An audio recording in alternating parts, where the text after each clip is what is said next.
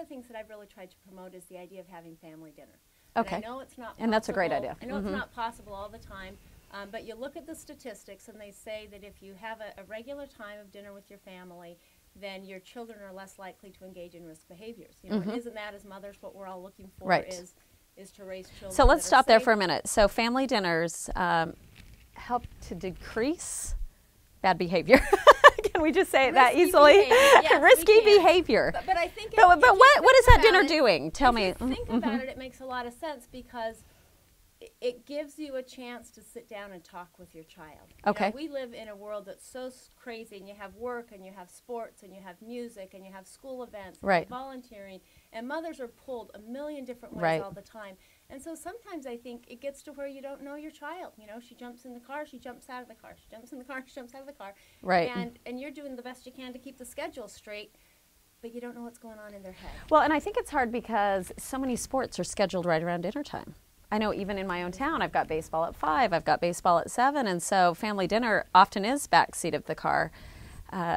Right, but if it's backseat of the car and you're together, and we're talking, if it's pizza and you're at the soccer field right after the game, you know, I don't think it has to be a 3-course sit-down homemade. You know, okay, and I think that's a good point. People need to drop the guilt to maybe not being around the table and just making sure they're bonding at some point. If it's a picnic table at the park, or if you've had that like one-on-one, look your child in the eye, and you know what's going on, then you know whether when the next activity comes up, you should say, yeah, it might be good for my child to get involved, or you might say, no, whoa, I think we've got enough. I think she's a little overwhelmed. I keep saying she. I have 3 girls and 1 boy. I'm trying to figure out who you're referring to. No. And actually, I had to do that last December. We were really just overloaded with the schedule. Kids were feeling stressed out.